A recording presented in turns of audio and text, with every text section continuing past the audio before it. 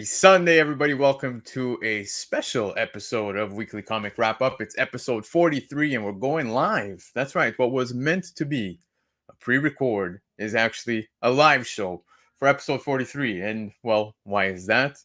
Tonight, there's WrestleMania. For me, that's my Super Bowl, right? I'm a huge wrestling fan, so cannot miss that. But my guest tonight has been in my ear complaining nonstop, saying, "You only have me on pre-records. It's like I'm just a pre-record guy to you." So that being said, making his live appearance for Weekly Comic Wrap-Up, CHIA. Yeah, I was complaining about it because it felt I was second fiddle. I'm like, hey, you know what? He talks too much. Let's get him on a pre-record where I could edit him out. God knows what he's gonna do and embarrass his family. So this way, I'm sure my boy, my brother Lefteros probably said to him, only on pre-records. These things only on pre-records because God knows what he's gonna say. So, anyways, that's exactly it. So, sorry, Lefteros, that you're gonna have to deal with this for this week. But yes, thank you for hopping on, man. It's always a blast chatting with you. I know we joke about the rants, but they're always awesome rants. So I'm excited because there's a lot. There's a lot. You're too kind because a lot of crazy stuff. I usually say a lot of crazy stuff. I don't deny that. Yes, and definitely, I've said it before. Even when I hang out with you, right? I'll come pick up my books, which should take maybe 2 minutes, right? And we end up chatting for about an hour. It never ends. The only one who I get annoyed that I have to talk to is JF. Like, man, he makes you come there and I have to talk to him when he comes to pick up his books, and that's the worst one. I hope he's listening because he always takes shots at me. So you know what I mean? Yep. But yeah, no, it's great times. I'm excited because finally gonna have you on a live, and there's a lot to talk about because hot topics. Dude, there's some heavy hot topics this week. The biggest one, of course, being Silver Surfer. So we're gonna take a big dive. Right? Yeah, so this is Silver Surfer. So we're gonna get into some talks about that. We're actually gonna break it down. So for those of you watching live or catching the replay, I'm gonna break it down and compare a lot of the stuff that people are talking about, MCU related, post Endgame. Is this the end of the MCU? Is it the MCU?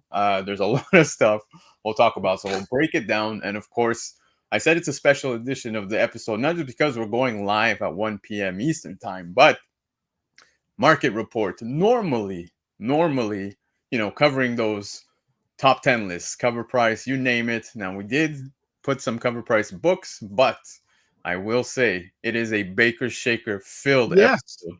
Yes. So completely out of the norm when it comes to the top 10 lists. We're going Baker Shaker for a big. It's all Spawn books. Yeah, no, it's no Spawn books. Surprise! Hey, he's been like cutting down. You know what? Now I feel bad because I feel like I'm always making comments about the Spawn books, and now you're trying to diversify. Go with what you love, Baker. Don't let anybody bully you like me. Yeah. But let's get into it because, like I said, there's a lot to talk about, and we know that you, CHIA, have a lot to talk about at all times. So, quick shout out to those who have shown up. Spontaneous show, of course, going live at 1 p.m. Eastern time. Uncanny Swag is in the house. You just spoke about this man, JF. And speaking Uncanny Swag, I want to get back to him. Guys, go check out Spine Ticks. Again, another good show last night. I didn't drop a comment yet because I didn't finish the full episode, but definitely go check him out. Sith actually gave some great information for those of you YouTubers that wants to get yourselves a ton of subscribers. Go check out Spine Ticks, man. Sith and the boys doing some cool things. JF, like I said, is in the house. Yes, our boy. So appreciate you, JF. And this poor soul who has to deal with this week's live episode. Good thing he's an editor. Yeah, Boita BD. Yes, Boita BD is in the house. I didn't get a chance again this week to go and check him out. Work completely destroyed me doing a lot of overtime, but hopefully going to swing by this week because, man, I definitely want to hang out with the guys that work there, and who knows, maybe we'll do a video together sometime real soon. And of course, we got Spidey Guy Murph in the house. So appreciate you guys all coming to hang out. So CHIA, let's get into it right away. We're going to get into the FOC picks of the week. You ready? Let's go. I'm ready.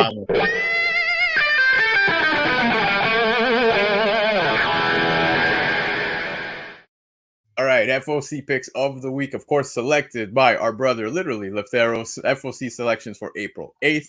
Now, before we move on and discuss some of the books, don't forget, guys, go visit comicnation.us where you can get yourself your orders for these books we're going to speak about. Now, the books are already discounted at 15% off from cover price, but you can get yourself an additional 5% off by using discount code Black Crown. So that's right. You'll get 20% off total of your order, and you can ship them at any time you want. So, first book up for grabs, Captain America #9. Now, of course, Lefteros used this as a thumbnail because he told me straight up, I never really get to use Captain America because of the fact that, some covers are not so great, but this one right here just felt so fitting. And I agree with him because it is a neat cover. But not only is this the main cover, you got the first appearance of skins within this book. Hello? It's all you, baby. Talk to me, Chief. Oh, okay. Yes. You know what? I've been getting the Straczynski Captain America. It's a slow build, but I'm thinking, well, Straczynski is like a little bit of an old-time kind of writer where he plots methodically to get to a point. So I'm interested in where it goes. And brand new character. I mean, the cover's great, so I'm all in on this, but I'm already collecting it. Like, I have the collector gene. I don't want to go after what things are that I think are gonna pop. Yeah. So Cap's in my run, so I'm getting it anyways. I'll probably get a second one with this information that Terry popped off, so just in case. So because it sounds cool that it's like a mutant military kind of guy. I think that's a cool vibe that from what I heard. Yeah, so I'm gonna actually hop on what you said here about the fact that it's kind of slow. So for myself, I think it was around issue 4 or 5 where I was just like not feeling it. So if you're gonna tell me that it's starting to pick up, fine, I will. Yeah, the last 3 have the 2 before this have started wrapping up, and then this one seems to, like it seems to be getting to where Straczynski is thinking about going.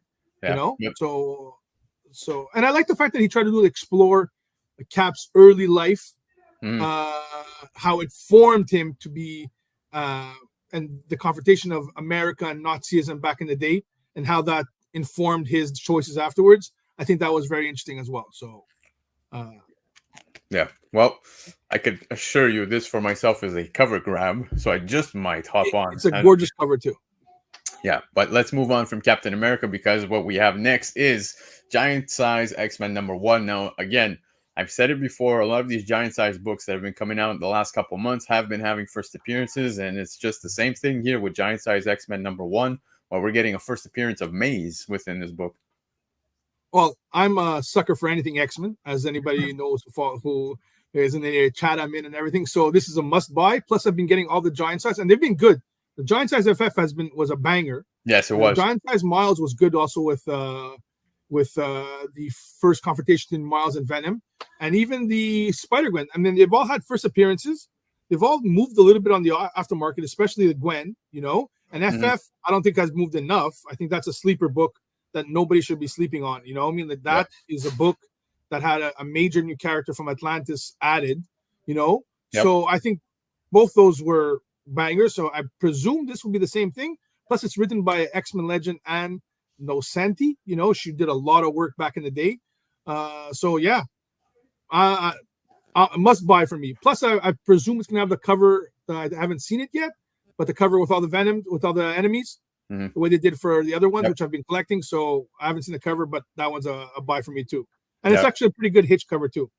Of all the ones you've mentioned, it's funny because Leftero said the same thing when it comes to the giant size books that have been coming out as of late. I do agree. I think Fantastic Four is probably the biggest one with Atlas. So I think the character has got some serious potential. So we'll see. What was the character from Imperious Rex? No, that's what it was. Or was it another name that he was the official Imperious Rex? That's where they got the title from. Yes, it was that exactly. But I think that was a great issue. Now, to say the Spider-Gwen one was one of my favorites, not entirely, but still an interesting character. Villain, right, for her within her. I'm interested in, are they bringing this character into the 616? Because we know she's coming to the 616. Exactly. So with her hopping into 616, is this the intent for this character as well? Are we going to see a counterpart in this universe? I mean, we'll see. That would be very interesting as well. We'll see. But somebody who's hopping into our universe here at 1:17 p.m. Eastern time, Pacino, What's baby. Up? Yeah, man. Pacino, always appreciate you coming to hang out. But yeah, he broke the biggest rule here, talking about The Rock, because we know CHIA Pet is nothing but rock hard when it comes to The Rock. So I appreciate greatness, and this is the only reason why I'm on this channel, because I wanted to hang out with greatness. I That's what it is. appreciate you. Thank you. Thank you so much. But speaking greatness, Paul in the 619 is in the house. Cody Crybabies, rise up, baby. We're rising. We're all rising. But yeah, man, appreciate you coming to hang out. Again, unannounced show, very short notice. So anyone here in the chat, nothing but love, especially here, NTO.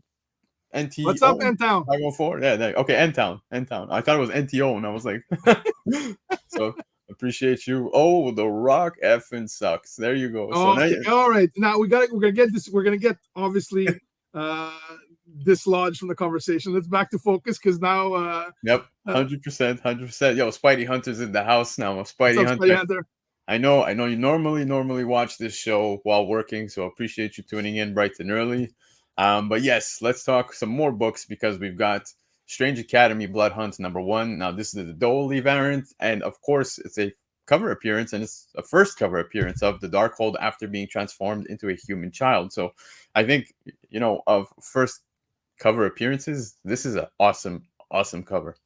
Well, anything Strange Academy for me, I'm sold. Okay, because I've been from the get go. You know what I mean? Yeah. So I love the idea. I'm also sold on Blood Hunt as a concept, because I love Jed McKay and Pepe Larraz. I think Pepe Larraz is arguably, well, for me, he's the best artist working to date, because he has this weird way of making everything actually seem to be in motion. Like none of his pages seem static. He has a really cool perspective in his work, So I love that, and it's fluid and everything. So you add them, so I'm all in on Blood Hunt. Plus, it's weird how much they're pushing Blood Hunt as a massive crossover. I presume something big is going to happen in there. Yeah. So now, I mean, with Strange Academy and Blood Hunt, I'm in on this. Plus Darkhold, the first appearance kind of popped off already when it was in the Contest of the Champions miniseries last year. So I'm interested to see where they're going to go with this. Yeah, same, man. The Blood Hunt stuff, everybody's pumped for. Of course, there's also Dracula that's on FOC this week, which I'm not too sure is on this list, but a lot of cool things coming out from Blood Hunt, and I'm excited. Spider-Hunter. Yeah, dude. Hunter. Blood Hunters. There's so much cool stuff. There's so many. Look, it's impossible to buy all the tie-ins for all this stuff. Oh, forget it's impossible. But for Strange Academy, I probably will. I need them to get Scotty Young back to writing it. I think it was literally made for TV. I mean, honestly, the way it was seasonal, the way it was a year per classes, could be a season. The kids were all interesting and well-rounded. I think it's up there with Young Avengers to me as great YA work for Marvel, to be honest with you. I agree, man. But moving on from Strange Academy, we actually have Superman House of Brainiac special #1. Now, a lot of people are pumped to see Brainiac, right? And then you have the poster right behind you. Let's hope it stays on the wall this time. But first cover appearance. It's gonna. First cover appearance of Brainiac Queen. Now, yes, this is on the cover, but those of you who are not keeping up with Superman, a lot of hype behind Brainiac Queen as a character. I liked it. I think her first appearance was in Action Comics 1060 something. Yep. I'm not sure. 1051 maybe. I can't remember what it was. I think this concept. I think everything that Williamson is doing, honestly, on Superman, the bits and pieces he's putting in place and creating new characters supporting him and around him has enriched Superman as a mythos. And I think Brainiac Queen mimicking. I guess a lot of the hype comes from me. Is I picture Alien Queen and Borg Queen, and I'm picturing that type of thing. I think that's kind of, and I think he's playing up on that, that existing thing that's in the popular culture zeitgeist, and he's feeding into it with Brainiac. And I think that concept looks great. Then adding on I think what Chib told us, I can't remember how the Lobos race is called, the Caesarians, the Lobo race on Army as well. I think those ideas that he's adding is great. So yeah, I'm sold on this completely. But then again, I'm a mark for almost all these things. So there you go. So yeah.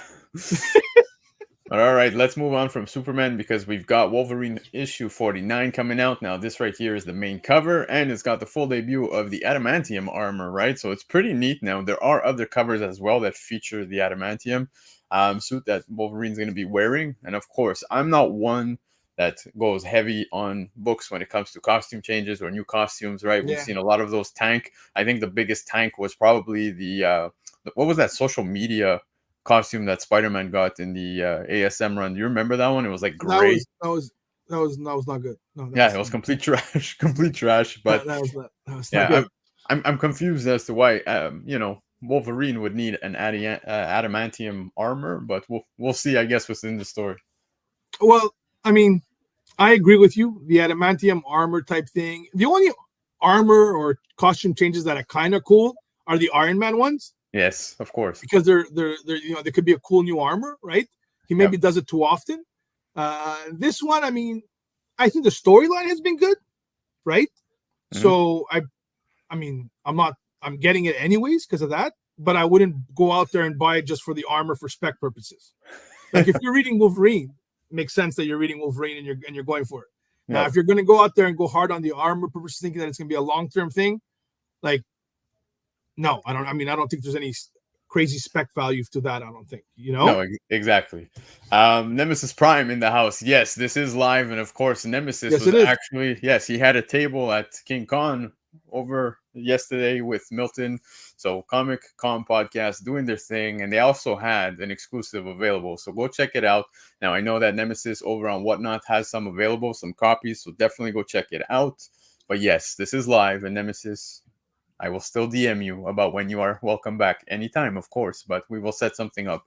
Now, Newbie is in the house. Yes, this man goes on early to watch WrestleMania, but goes on normal time on Easter. Wow, man. Wrestling over Dude, Jesus. To his defense, Newbie, it was just regular Catholic Easter. It wasn't Greek Easter, which is Oh, Greece. okay, Now fair. that's the real. I mean, he would not have been on early if it was Greek Easter. He'd be gone on for the whole day. You know what I mean?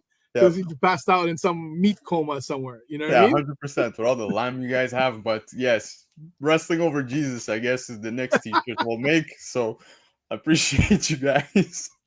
But all right, let's talk Venom 33. So this is a very neat cover. Now, I will say I am a bigger fan of the cover A simply because, dude, Lee Price, right? The homage. It's so fitting for what's happening within the Yeah. story. But still, a very nice cover. This is a cover selection for the week. What's your thoughts?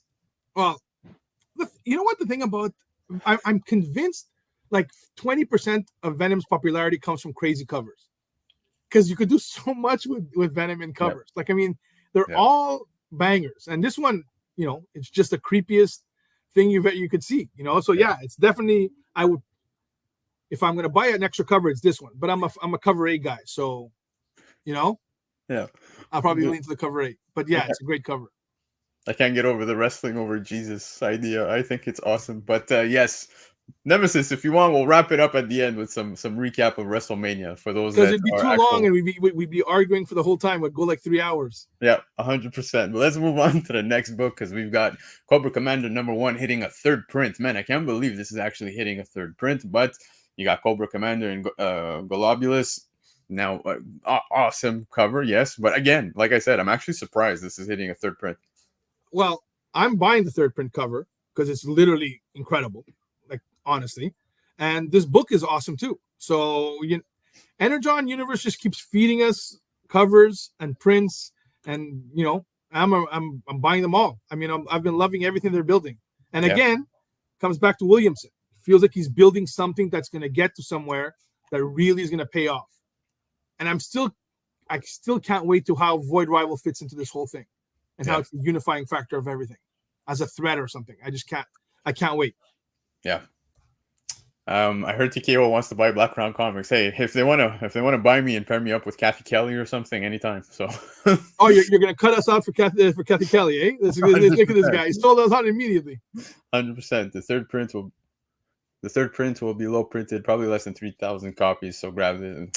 Come on, easy. No, but we will continue to talk Energon Universe because Transformers #4 is hitting a 6th printing, and it's crazy, right? Because all these books, like, dude, they're hitting so many later printings, and it seems that the demand is still there because they do get picked up, man. I hit up my LCSs and I'm not seeing many later prints available. Now, is it because they're just fulfilling those FOC orders and they're not taking gambles? You know what I mean? But it is something I've noticed, in the fact that they're actually going this far on prints. Pretty impressive for everything Energon Universe related. And of course, this particular cover having Optimus Prime and Megatron on it. I think it's a neat cover to have. I'm just wondering if this is a concerted effort that they want to have all these late prints out there.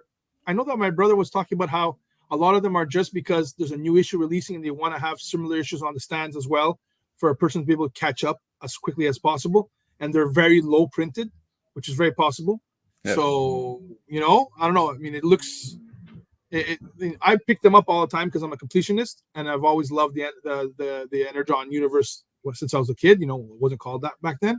Yep. Now, one thing I'm curious about is how much effect Kirkman and the work that he's doing now will be translated into the movie universe, or an animated universe akin to Invincible. Because if they are working in conjunction with Hasbro and the Hasbro movies that they're planning on building in the universe, these books could eventually be worth a pretty penny, because we might be seeing stories that they're building up here in there eventually. And I'm hoping that's the case because it's so solid here as a cohesive universe. I agree, but Void Rivals is what it all ties to right now. Void Rivals #1, like I said, those later prints, it's hitting an 8th printing. That is impressive, right? The last books I've seen on the indie scene really making this far when it comes to later prints is like Something Is Killing the Children. That has to be it. That's the only one. Maybe did Stray Dogs hit 8 printings? I don't think so. No, it's probably like 4 or 5, right? Yeah. Something Is Killing Children was abused, the printing that they did. I think there was the Department of Truth got not too far as well. I think it was they got a lot as well. So those two, so it's up there with those, and I still think those two are probably two of the best indie specs of the last decade. Yep. Something's Killing the Children and that whole universe, House of Slaughter or whatever they're gonna call it. Department of Truth, which should be the next X-Files. I don't even know why they're waiting, or hopefully they're just waiting to make sure they do it right. Yeah. And Void Rivals in the Energon universe. Yeah. And this is the book, guys. Void Rivals, more so than Transformers and G.I. Joe, I think is the book that can have the biggest payoff if it translates. Because this is all the first appearances.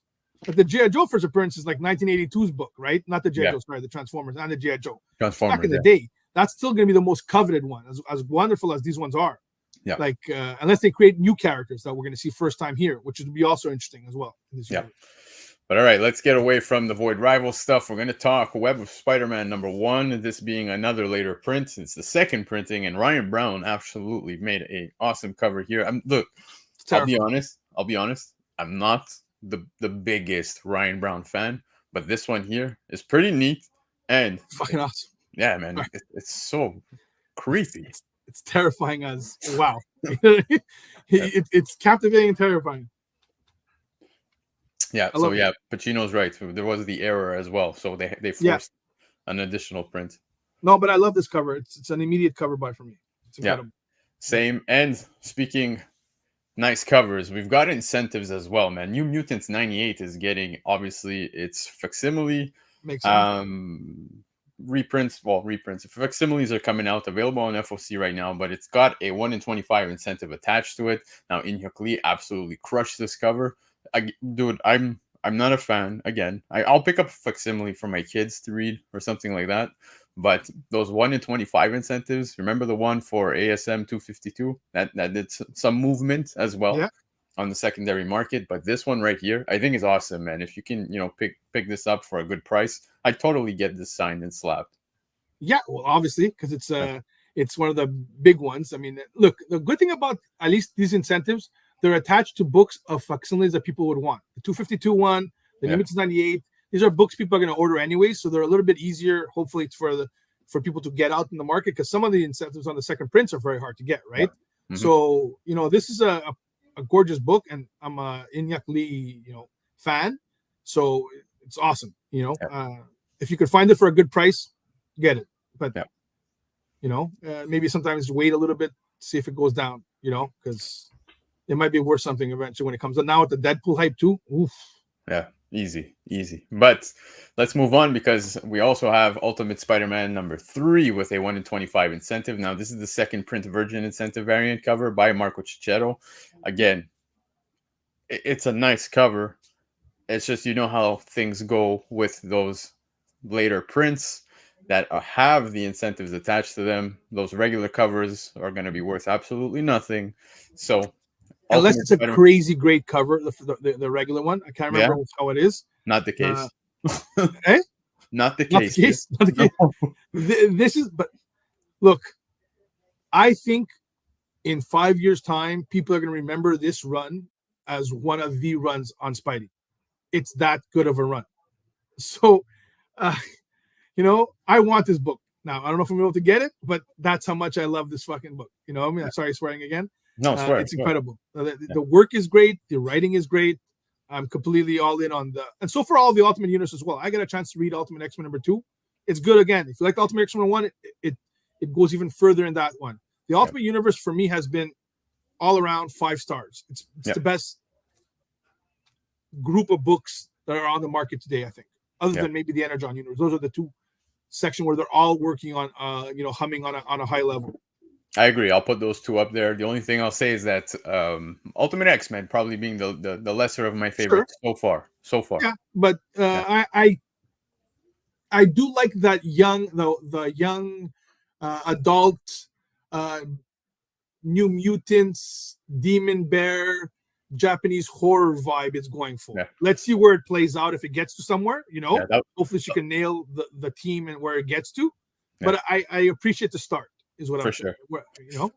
But all right, let's move on from this because we've got probably what is going to be the hottest book of the week because it is just absolutely incredible. Yeah. Jenny Frison absolutely crushed this cover. It's the 1 in 100 incentive for Spider-Gwen Ghost Spider #1. Like I said, probably gonna be dude. I'll be honest. I checked what's happening on eBay right now with this book. 230 to 245 on average Canadian dollars for this book already for the 1 in 100. So. Crazy. If you have the opportunity and the funds, or you even care enough to pick up this book, then definitely suggest you do so. If you can get it under, of course, ratio price. I'm not telling you this is the book to spec on, but to get it under ratio price. Yeah, it's probably one of my favorite Frison covers. Especially when it comes to Marvel, I think it's awesome. She doesn't do much Marvel, right? And yeah, exactly. I believe she's doing this, and she might even do more than one cover because she's tight with Stephanie Phillips, if I'm not mistaken. Mm-hmm. Right? So they've done a lot of work maybe on Grimm together, if I'm not mistaken. So yes, Grimm. So guys, if you can't afford this like me to get the 1 in 100, even the Peasant open order, I'm buying at least one of the Peasant open order ones. Honestly, guys, it's just too good. The cover is just too good. The colors are good. The earphones, are good. Everything about this is a banger book. That's it.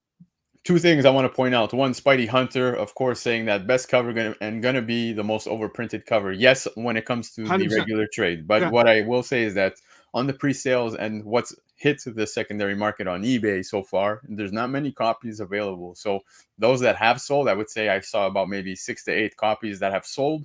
There's a few left available on eBay, so we'll see. I don't imagine many shops ordering 100 copies of Spider-Gwen Ghost Spider #1, although they do say she's going to be making her way into the 616 permanently. So curious to see what's going to be happening with. I think there's going to be. I think people are going to sleep on this book, and there's going to be something that's going to happen in the cover, and then people are going to want the cover A. Could be. Even the cover A is pretty nice too, to be honest. Cover A is nice. I actually like the Villa Lobos one a lot. Yes, that's who they get us now. They make multiple great covers. Yeah. So at least so you want more than one. Like, again, I want one of these. I want one of the Villa Lobos. I want the cover A. So I've already got 3 or 4. I'm not 100, but 3 or 4. Something there at least. But it's thanks to the crazies like myself and you that we order 3-4 copies and it gets them closer to that 1 in 100. So yeah, but the cover is just great. I mean, honestly, it is the blue that they chose. Yeah, it pops so much. But guys, those were the FOC picks of the week. And of course, selected by Lefteros. Go support Lefteros by following comicnation.us. Visit the website to get your orders in for this FOC. And make sure to use Black Round for an additional 5% off because those books are already discounted by 15%. So you'll have yourself a total 20% off of your FOC order. And of course, go visit Cover Price where you can see an even more extended, detailed list by Lefteros regarding his selections this week. And of course, you'll also catch his new comic book day stuff as well. Now, guys, I just want to put it out there. Whatever we talk about FOC wise, we are not pumping these books. We are not telling you must pick these all up. These are books that Lefteros is just bringing to our knowledge, right? So we want to give you guys some of that information as well. Make of it what you will. But I will say if there's any book that 1 in 100, that is just Friesen killed it. Friesen killed it. I know I've heard a lot of people complain about, Art Adams does a lot of the same cover, or look at Anthony, he's trying to troll now. Yeah. Or Friesen does the same cover, but they're almost always nice. Yeah. And when she gets the color nailed, it also helps that Spider-Gwen in the last 10 years might have one of the greatest costumes they've ever developed. Yeah. I mean, is it 10, 15 years now? Yeah. That costume, I think it actually contributed to how popular she became. Yeah, I would say, probably about 10 years, but just the want to give the turquoise, the pink, it works. Yeah, shout out to Joels who's in the house, because apparently the word around town is that Joels had the hottest selling stickers at King Con. So shout out to Joels. Congratulations. Heard King Con was absolutely amazing. Hopefully I can make it next Good time. job, Joels. Yep, there you go. So, Chia Pet, it's time we get into the market report. And like I said, it's a very special one. So I got to ask, are you ready? I'm definitely ready. Let's bring it on, Baker. Vámonos.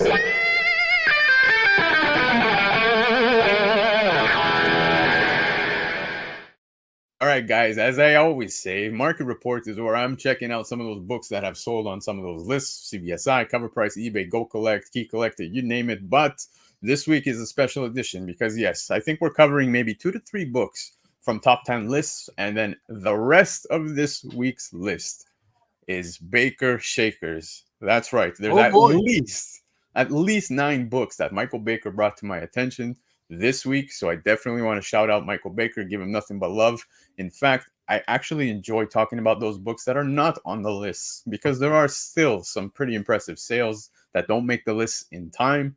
But not just that, it's also WrestleMania weekend. So who knows? There might be a surprise in there. There might be a surprise in there, guys. So let's kick it off. First book. Now, Uncanny X-Men 168.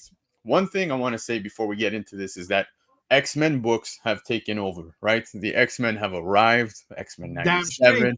Dude, Cover Price had not 1, not 2, not 3, but the top 4 spots, all X-Men books. And the rest of the list going all the way to 20 on Cover Price, dude, there was maybe at least 8 to 10 books. It's insane to see how much love the X-Men are getting, but rightfully so. So, first appearance of Madeline Pryor, CGC 96 sold for $187.48 Canadian. This one came in at number 1 on Cover Price, and makes sense because after episode 3 of X-Men 97, yeah, exactly.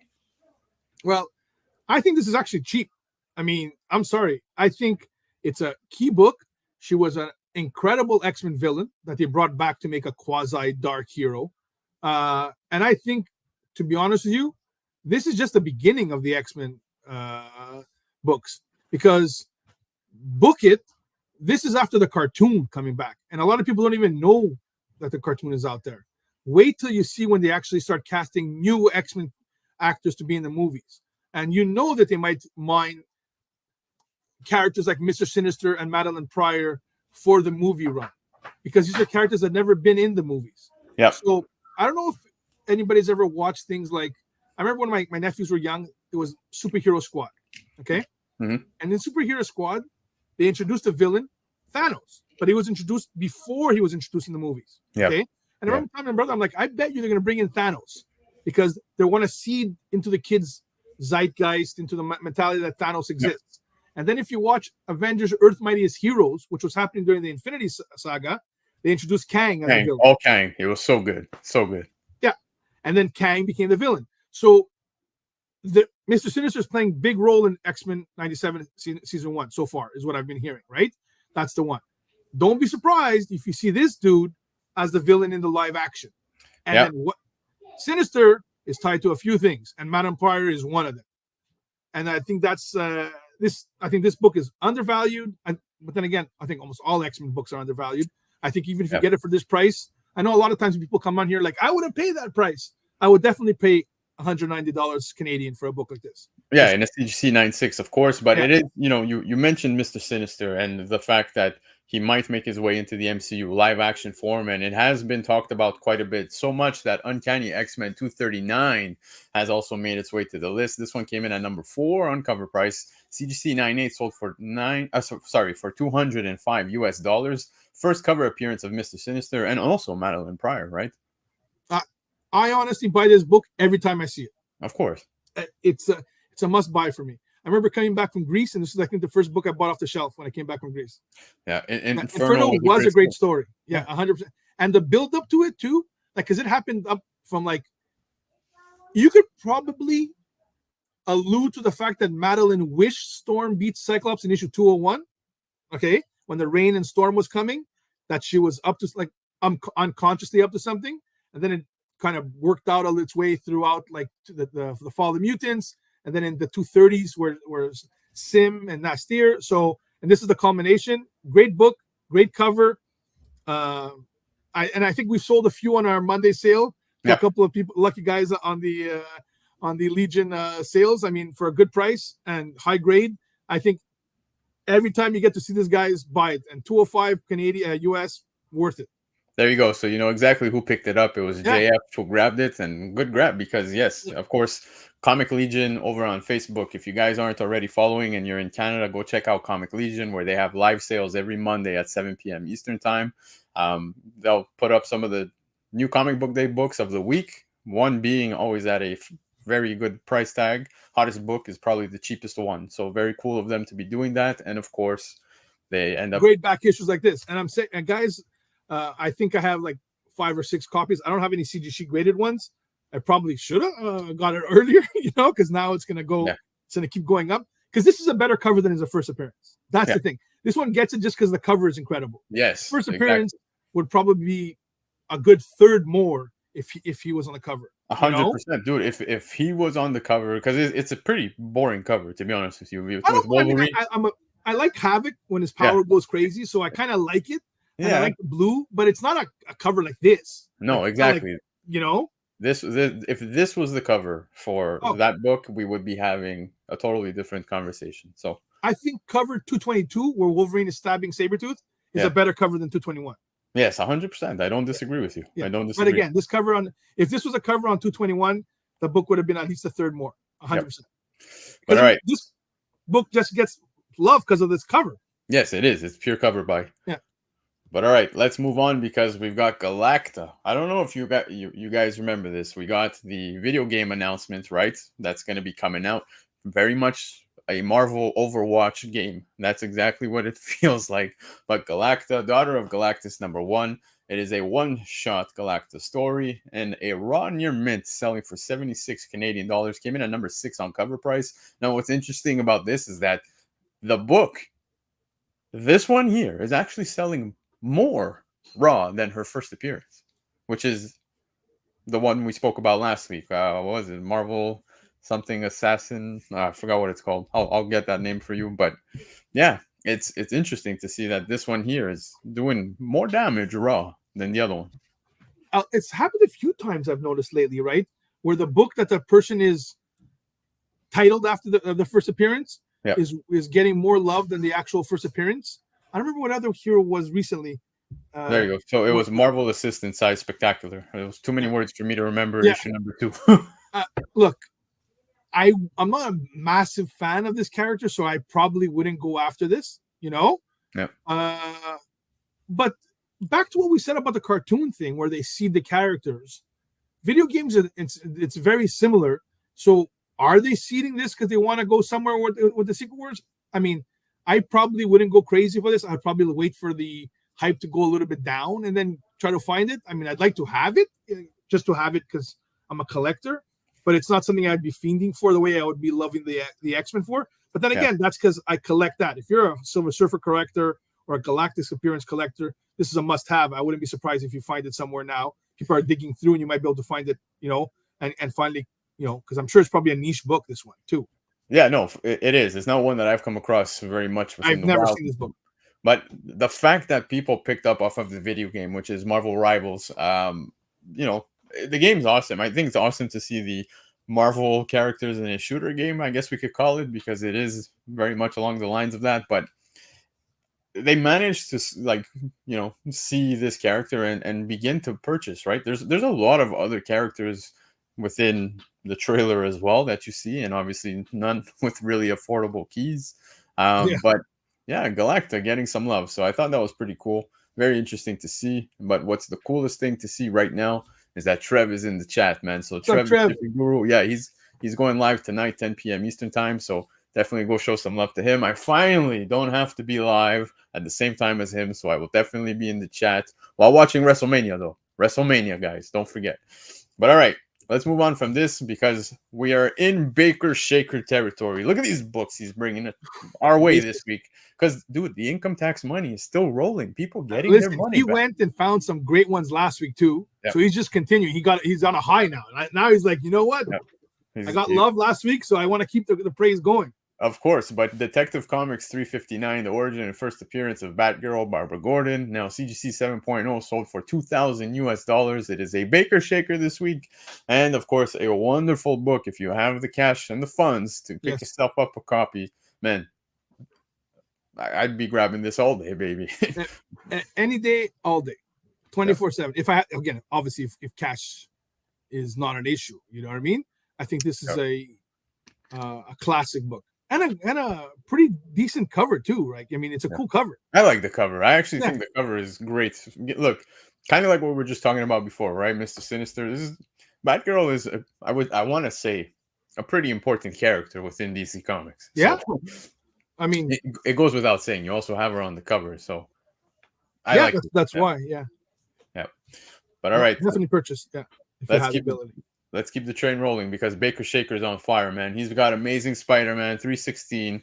Now look at this because it is a newsstand copy signed by the Todd father himself, Todd McFarlane.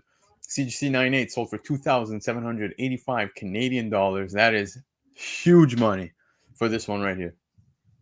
To me, this has always been the best Venom's looked. Yep. Right here. This Venom.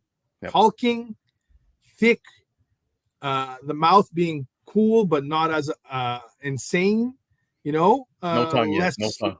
Less slimy. I just think that this is the best Venom's ever looked. Maybe it's because I was a kid, you know, and it happened when I was a kid. But this was, to me, this is Venom. Like when Eric Larson took over, you know, I'm like, you know, this tongue was a bit too much, you know. Daily does a good one as well. Stegman as well. This was my Venom.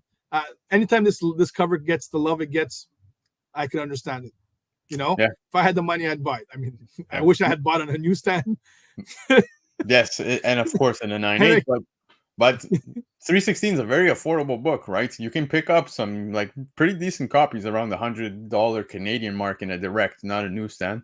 The newsstand premium always hitting people where it hurts in the wallet, but a CGC 9.8 signed by Todd McFarlane. Seeing that type of coin, that's pretty impressive because, like I said, I've seen direct copies signed by Todd McFarlane at more than, I would say, less than half of this price. So 100%. Yeah, you know, this is people that premium in the newsstand, right? And when you see and it gets even crazier in the 90s when they start getting less and less. Yes. But yeah, because the newsstand, people abuse them. There was no bagging and boarding in the newsstand. Nope. You know, if kids would grab them. The only thing I could say is when you're pressing these books, I would presume because they're so delicate that if you put it in the moisture chamber, it probably could press out sometimes the airs. So maybe there's that because these got abused back in the day. Yeah. Completely. Of course. Now I wonder if we're ever going to see a 9.9. Probably soon, man. Well, fuck. I don't even want to get into that nonsense. But anyways, moving on from this, Michael Baker bringing Blip #1, the first comic appearance of Super Mario and Donkey Kong, of course. One of the worst covers, in my opinion, but great first appearances. CGC 9.8 sold for $1,950 US. Baker Shaker this week. Dude, look, I've got myself my Mario books. I do, especially the Super Mario Bros. #1. It's, you know, pretty much Super Mario Bros.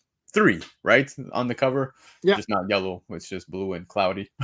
But the worst cover ever, in my opinion, when it comes to first appearances. It's gotta be something nobody wants to display on the wall. Dude, tell me if I'm wrong. You don't think dude in a yellow striped polo is a cover appearance that absolutely moves the not. market? I want to know who does anyone know who this is? Because it says it's Matthew Lamborto. I have no idea who Matthew Lamborto is. I have no idea who Matthew Lamborto is. I mean, I would rather high grade Mario books that you have than Mega Man books than this. But I've never been a guy who goes crazy for magazines. That's just not how I collect. Like Yeah. even some of those old Wizard, other than maybe like the Todd Wizard one, I wouldn't go crazy for it. But a lot of people like the obscure stuff and collect the obscure stuff, so I could see why they would love this. I Yeah. just not something I would want. I'd go crazy on my collection. I would sooner pay for the Venom that we just saw before, the ASM 316, I or the just Batgirl. I just googled who Matthew Labiorto is, and Yeah, he's now officially my favorite actor of all time because he's born on the same day as me, December 8th. But um, yeah, no, the only movie I know that he's worked on is Mulan. Mulan. So really. There you yeah, go, Mulan. yeah. Hey, is that the live remake or No, the no, the actual Disney originals, the cartoon, the animated. So like everything else is from the the 70s, good the one? 80s. Yeah, yeah, exactly. The one everyone cares about. Dan, yes, I am. I'm on early. Tonight is WrestleMania, and there's no way I'm missing that. So I wanted to make sure to go live rather than pre-record to give this guy some, a little break from the pre-records. And obviously, well, He we have can't a. miss his idol Cody Rhodes winning the belt. I mean, he's I, been don't- I waiting don't for think this. He's I been don't sleeping in his pajamas, his I don't think American it's gonna Nightmare happen. pajamas, hugging his wrestling doll Yeah, for a year. Him, yeah, him and Anthony text each other. So yeah. Chia Pet has a full blown up size of The Rock hey, off you camera can't real go quick. back and take my joke and flip it right away. You gotta wait to sit. You already took my rock medicine earlier. Yeah, yeah. Anyways, we'll get into some Mania talk after, but let's move on from blip number one. We got Star Trek number one. Now, guys, I was recently on Cliff on Comics' YouTube channel where he has a game show, and he brought up Star Trek as some of the categories. Dude, Star Trek is something I absolutely avoided completely growing up. I did watch some of it.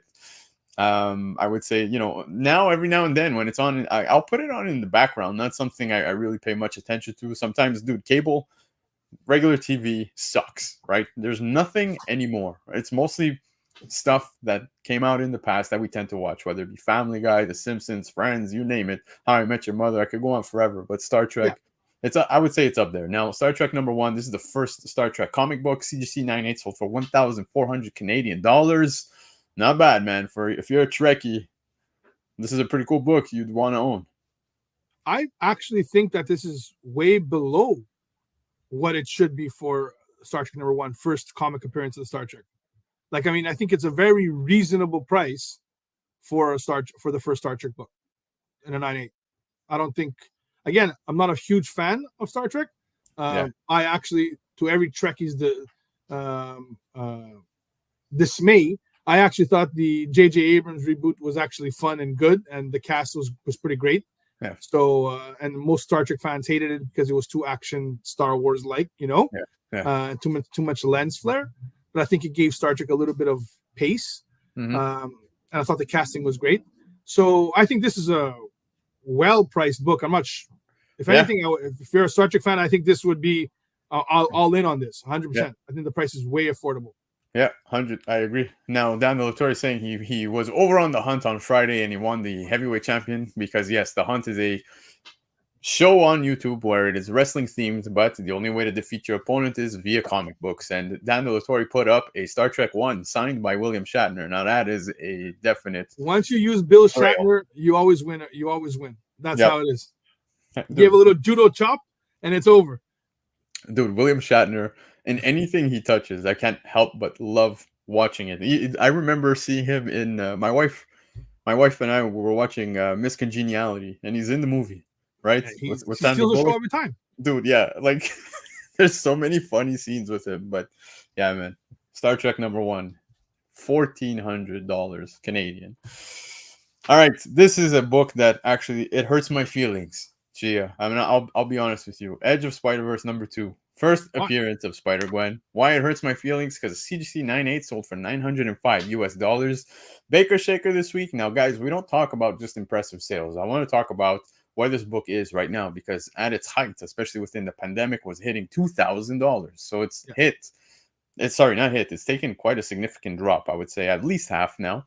So I find that interesting because there's a lot of love when it comes to Spider-Gwen. Now, COVID numbers, of course, being some of the wildest numbers, right, ever within comics, especially for modern books, right? Don't you Yeah. think like we've hit such strange numbers within the pandemic? But this one's come down by quite a bit. So has Yeah. Ultimate Fallout 4, but at 905 US purchase for a CGC 98, considering all that, would you consider that still a good buy? Or do you think it could drop off? Because I think Gwen's here to stay, right? It's funny because I had chances because I'm old. I remember when Gwen popped off originally, and I thought it was the most ridiculous thing because I'm a traditionalist. I'm like, Gwen, this is ridiculous. Yeah. I can't believe it. Why would somebody pay for it? I'm not going to pay $20 for this. And in retrospect, I should have bought literally like 100 of them, like, because I was I was like, oh no, I was putting my hands up. I'm like, no, that's not my Gwen that I know. Right. And I was foolish. And actually, because of the cartoons, I think the character is incredible. Actually, the way they did her into the Spider-Verse or across the Spider-Verse, I thought she was as good as Miles in the thing.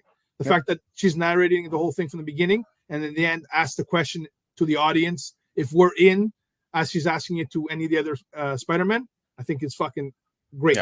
So I think she's here to stay.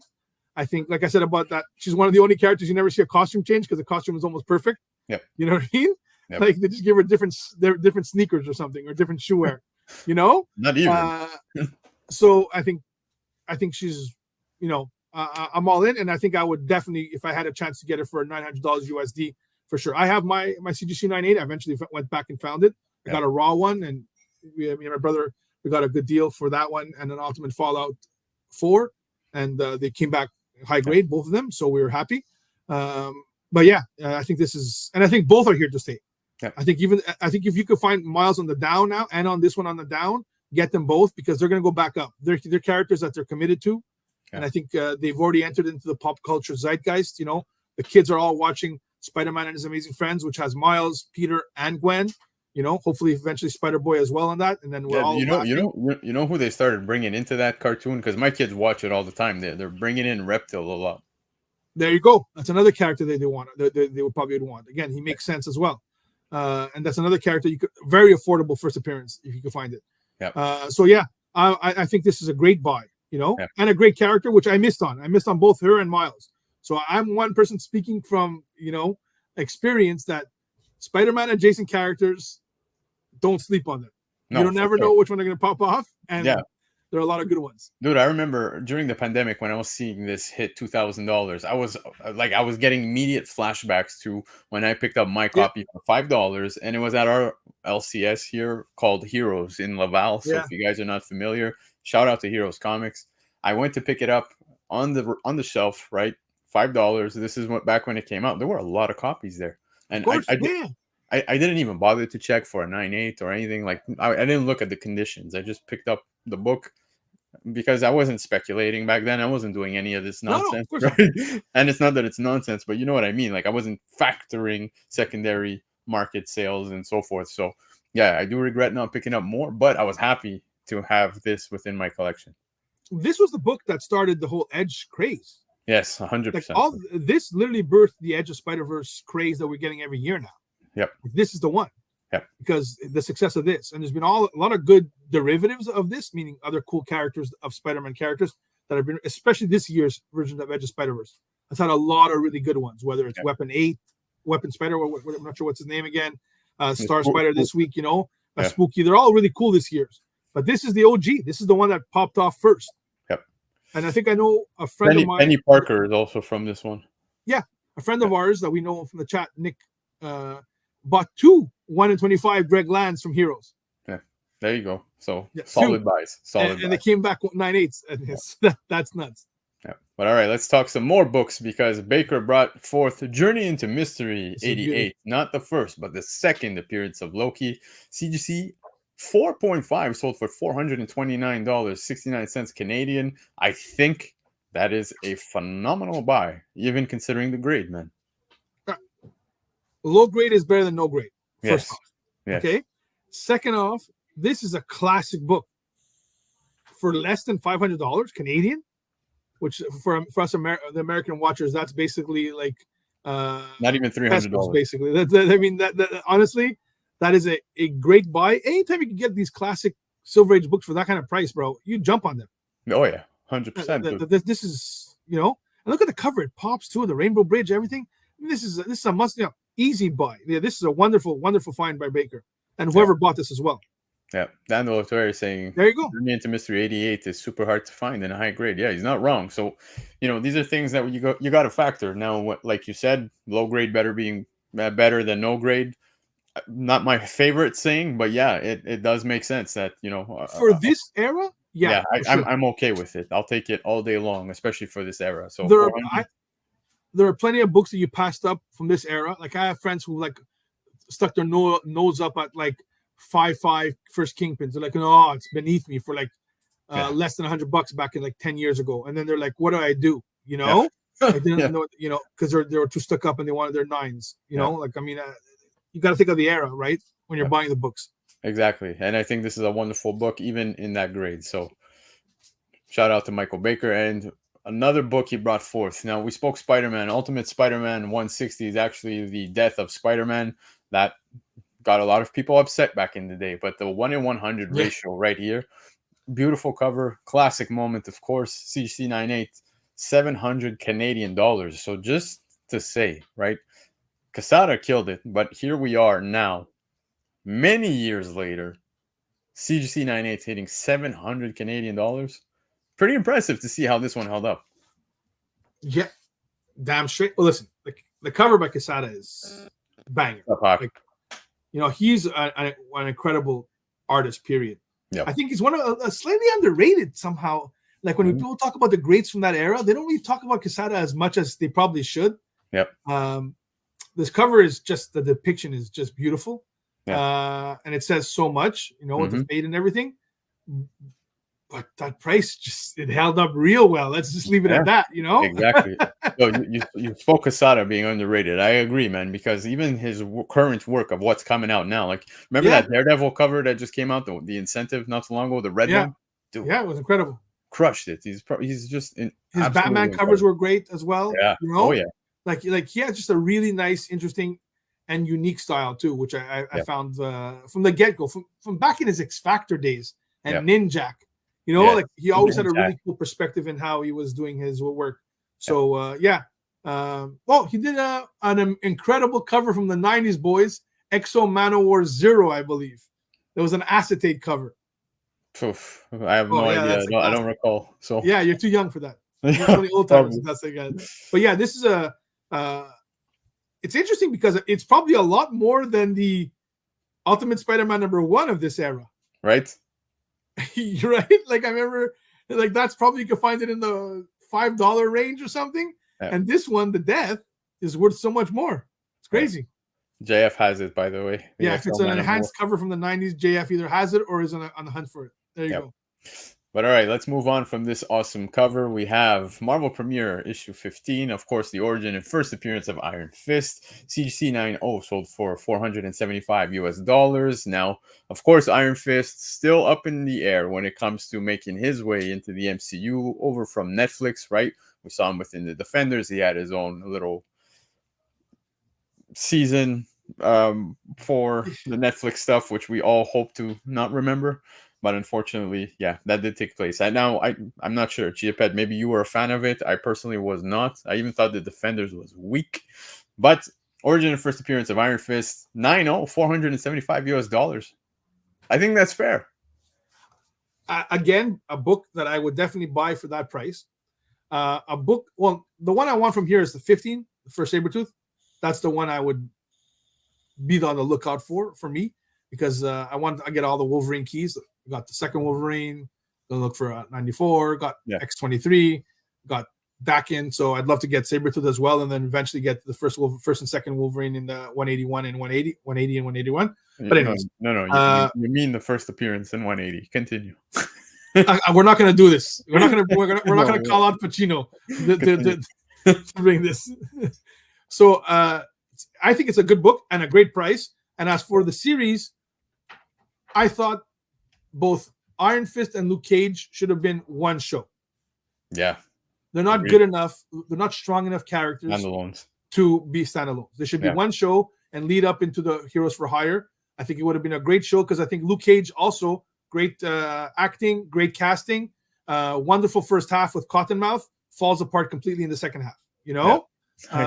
So that's so that's my take on this. But I've always liked Iron Fist as a character. But then again, I always liked like the Bruce Lee martial arts back in the day. I grew up. My dad used to buy those, rent those movies Dude, all the way to Chuck. same. So the Chuck Norris stuff. Yeah. So again, I'm a mark for all this. They were like my superheroes before the superhero movies. You know what I mean? Yeah. Dude, it's funny you say that because growing up with my dad, it was exactly that. There was the Bruce Lee stuff. There was a little bit of Jean-Claude Van Damme. There was Clint Eastwood. All that stuff, right?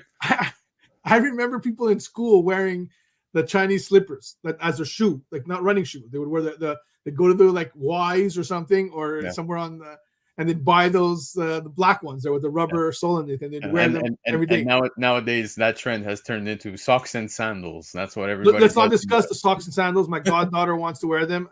I thank the Lord my nephew hasn't fallen into that trap. Yep. I think it's an abomination. Yeah, this needs to stop ASAP. The Nike socks pulled up and the slip-ons. None of you kids got to do this. Stop it. It's terrible. It's terrible. But all right, moving on from Iron Fist. Let's check this, guys. Not a comic book, but a page from Pep Comics, issue 26, page 25. First appearance of Veronica Lodge. Now, guys, I'm sure you know Archie and you know all that fun stuff. The page sold for $2,500 US. It is beyond impressive for one page, especially for Veronica Lodge to sell at this price. Veronica is way better than Betty. What are we talking about here? No, dude, I'm not disagreeing with you on that. So if one of the two is going to sell, it's got to be Veronica. But yes, this seems out of bounds. But again, collect what you want, guys. I personally would nenever I couldn't buy a pages of a book either, unless it's original art. Yeah, but I do want to put some information. Well, it's hard because the grade is not applicable on CGC, right? So it just says page cream to off-white pages, page 25 only. So this is what it looks like, right? You see the PG. Yeah. There's no actual grade on it. I think a lot of this stuff is just people who collect obscure stuff. Yeah.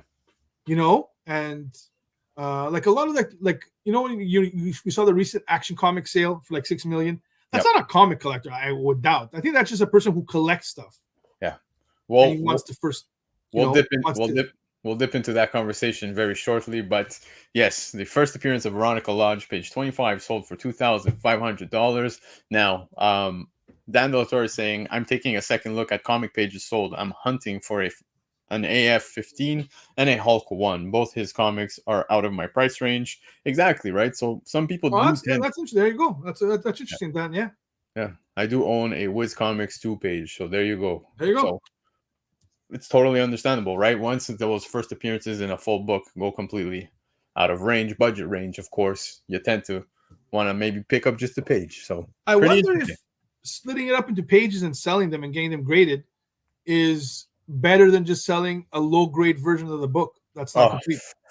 I don't know about that, man. I feel like there's certain pages that are probably worth a lot more, right? So yeah. Like this one. All right, guys, to wrap it up and keep the spirit of wrestling alive, because it is WrestleMania weekend.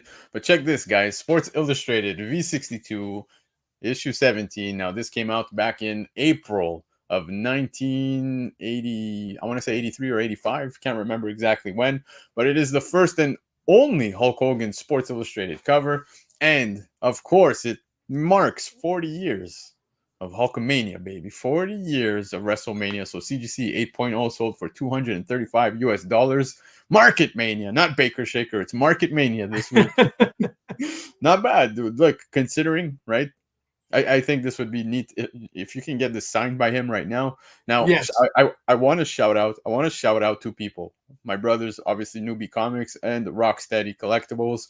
Both of them have been going heavy on Sports Illustrated books. They've been picking up a lot of them, and it's crazy to see how much of a demand there is on the secondary market. Maybe something worth considering, because even books such as, like, we just got Messi, right? Messi, for those of you who are not aware, is a soccer player that just transferred over to the MLS, right? He's with the LA Galaxy.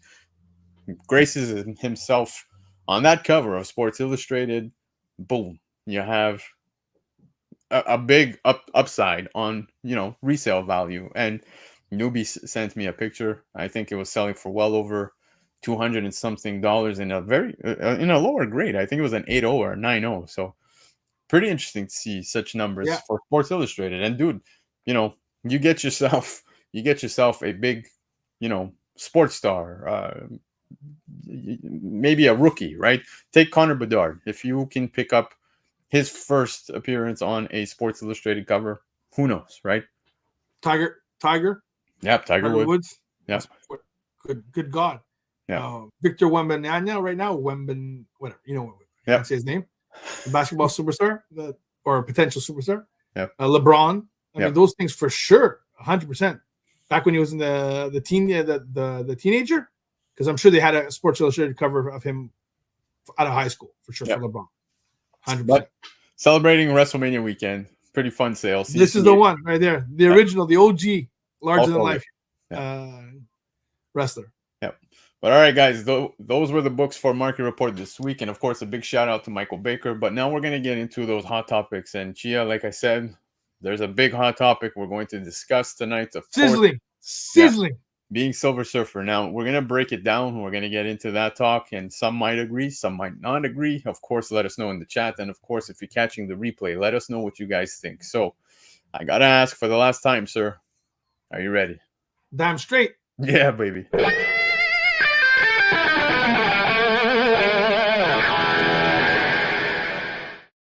All right, guys, hot topics of the week. We're going to kick it off with the big sale. Of course, I wanted to put it in the market report, but it made news.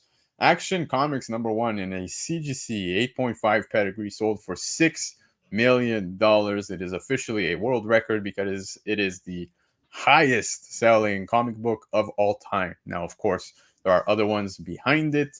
We have another Action Comics. I think that's like the third highest sale, and then you've got Superman 1. Ironically, all Superman books. He's the OG, right?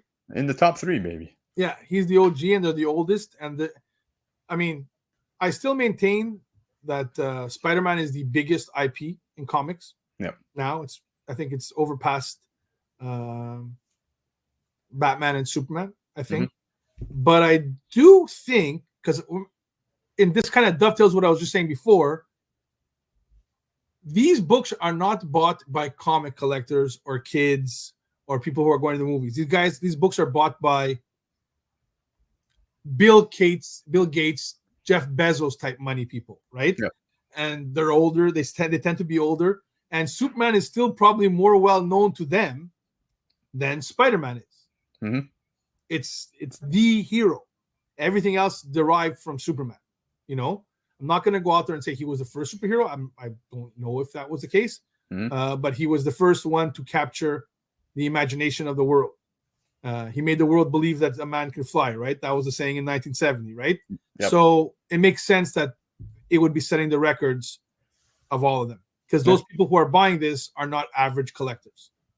Yeah, and it's funny because the sale of Action Comics 1 was a 6.0. That sold for $3.55 million, and it was last year. So just to show you, recent numbers. It's now that we're seeing world records being had. Yeah, for sure. That's very interesting. Is that the highest grade that's ever been sold, or on the census? I think there's 2 of them that are higher. Another 8.5, nothing higher. I'm not too sure. I'd have to double check. That's interesting. Yeah.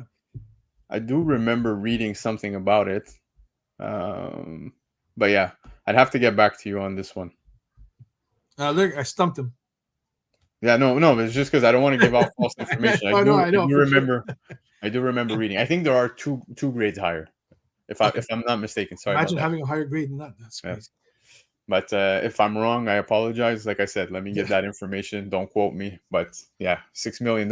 Very impressive. But let's move on from this because we've got some Joker news. Now, I know you and I go back and forth on this one pretty often when it comes to Joker. Folie à deux earns R rating for some strong violence and brief full nudity. Well, I mean, as long as it's Gaga and not Joaquin's Phoenix that we're going to see. They're probably both.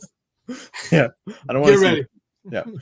But anyways, regardless of the facts, looks like we're going to be getting a, very solid R rating for this one, which is probably the best news that's come out so far because up until now, I mean, with all the jukebox loving music that we're going to be getting within this one, I feel a certain way. But I have said it, you have said it before, and it's very rare we agree on things. But the one thing we do agree on is the fact that this might make perfect sense when it comes to the movie and maybe the mind state that they're in, how everything is fairy tale around them, right? But in fact, it's complete chaos. The music, I guess, makes sense. I picture this a lot. I presume the musical won't be something like Hamilton, which every song leads into another song, and there's very little talking in between, right? Mm-hmm. There's some musicals where you do like there's a scene and like Moulin Rouge or Grease, right? They do a little conversation, and then there's another musical set. So I presume it's going to be along the lines of a Moulin Rouge or Grease, where there's going to be dialogue as well, right? It's going to be mixed in with musical scenes. I think they've cast two wonderful people who could carry music. You saw Joaquin Phoenix do it in the Johnny Cash one. I can't remember what was his name again. Walk the Line. Walk the Line. I think he actually won an award for that as well. And I think Lady Gaga is obviously supremely talented. You know, she graduated from all sorts of fine arts schools, and she's a wonderful actress as well. And I think they look kind of the part. And I mean, I don't go crazy for R ratings. You know, I'm happy that this is an R-rated movie because I think it suits. It needs to be an R-rated movie. This one, right, to tell the story it has to tell. So yes, it suits it. But like, I'm not one of those people like, oh no, if the movie doesn't get an R rating, I think it's not going to be good. But I do think it's appropriate. When it's appropriate, it needs to be done. Like I prefer a Blade to be R rated than not, like, or a Ghost, or a Joker. As long as the news that's come out here regarding this particular article is related to Lady Gaga, well, I'm slightly more inclined to watch this movie. So there you go. I just want it to be good, and I think it's going to be really good. I think because I had faith in the first one, and it came through. And I think the second one's going to be just as good, if not better. Yeah, hopefully. But shout out to Gear Up 260 in the house. Armin, of course, doing great things. Yeah, go subscribe, man. He's just dropped some more unboxing videos. And I swear to God, man, I'm always mind blown on how he manages to hit such incredible grades on his books. But it goes without saying because he's one of the best in the game. If you want to press your books, clean your books, submit your books to CGC, hit up Gear Up, man. One of the best in the game. And honest. Yes, very honest. Yeah. Now, some big news this week, of course, everybody was talking about it. We've got John Bernthal over on the set of Daredevil Born Again. Now, a lot of people excited about this. Of course, he looks great within the Punisher costume. And some of the set photos, well, you see some of these behind the scenes, right? You got him here with the NYPD, which is pretty interesting. Now, of course, there's a lot of blood here. There's a lot of blood. I don't know what's going on. Yeah. Speaking of R-rated. Yeah, exactly. Speaking R-rated, so a lot of blood here. Now, I did see some videos. I saw some other things, but I'm excited. We just finished talking about some of the Netflix stuff, Iron Fist and all that. So who knows? Maybe in time they'll hop on over. But what's confirmed is obviously we're going to get Punisher. And everybody was anticipating this. It's not like it was a secret, right? We've all seen this one coming. But this right here, right? The Anti-Vigilante Task Force, New York City, Mayor Fisk. Mayor Fisk. Listen, one thing that Netflix shows did right, even though I complain about it, they almost got almost all the casting perfect.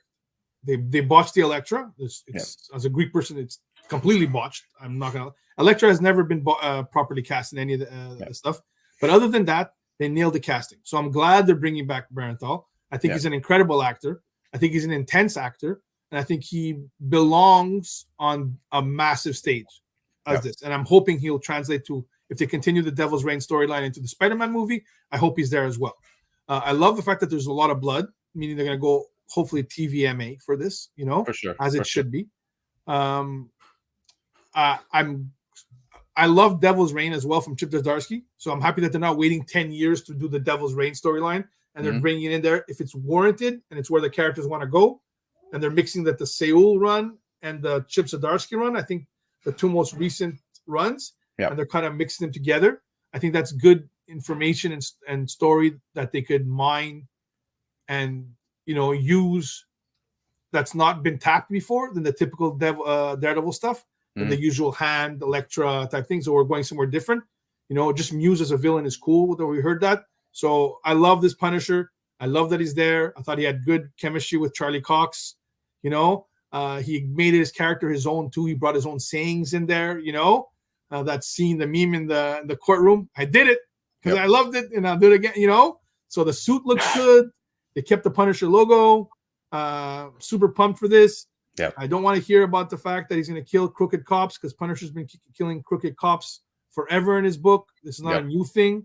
You know, so get used to it.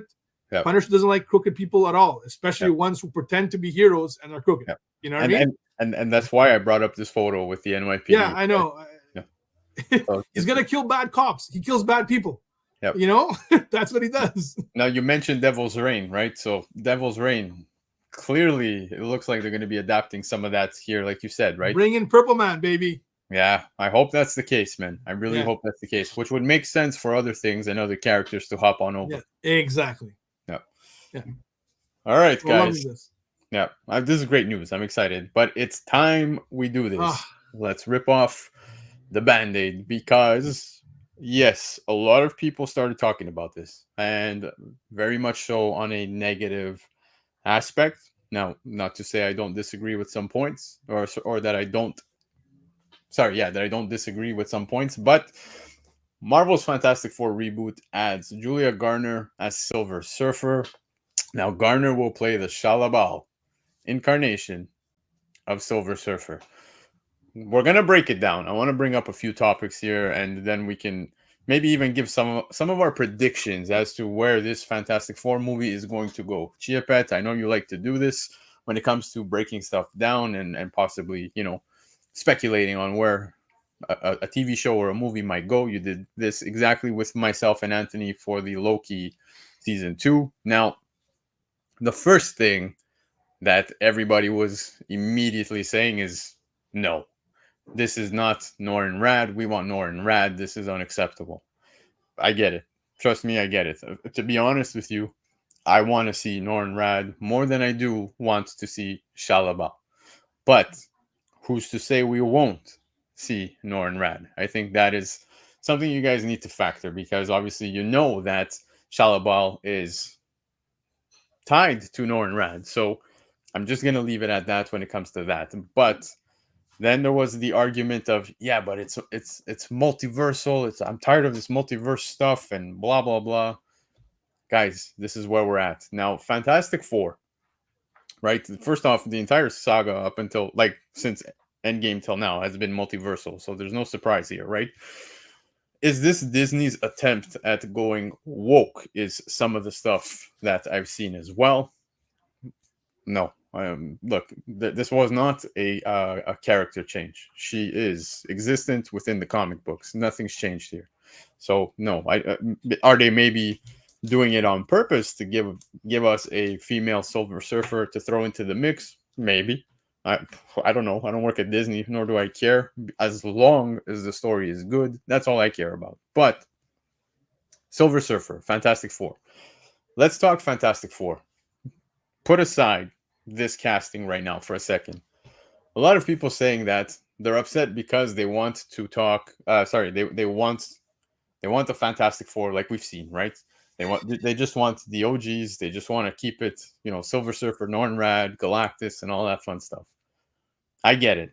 I want to compare this to previous MCU stuff because everybody says the MCU is pretty much dead, right? Post Endgame. Everything after Endgame has been trash.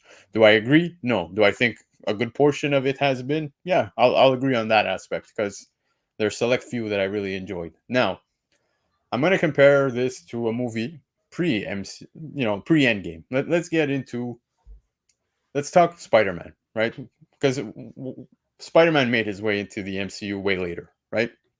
Since Iron Man kicked off majority of the stuff. I know people say Hulk did, but let's break it down from that point till Endgame. Spider-Man made his way into the MCU. Fantastic Four now making their way into the MCU. Would you, CHIA Pet, say that Spider-Man is comic accurate within the MCU? Because people are saying Fantastic Four should be comic accurate, and the fact that it's not comic accurate is upsetting them. When I break down Spider-Man Homecoming, I'll never forget when the movie ended. I literally looked over at my cousin. I'm like, what was that? Because several points. I can bring up several points. Aunt May knowing he's Spider-Man pissed me off. Did we get an origin story? No. Fantastic Four. Are we getting an origin story? No. Do we need one? No. We got it already with the first one with Fox. We got it with that horrendous remake that was done, right? With what's his name, Michael B. Jordan. So no, I don't need it a second time around. I'm okay with this taking place in a totally different place and time and universe, whatever it may be. So Spider-Man, talking Spider-Man, comparing it to Fantastic Four, was that anywhere close to comic accurate? Okay. See, I have a different definition of comic accurate. Okay. Hmm?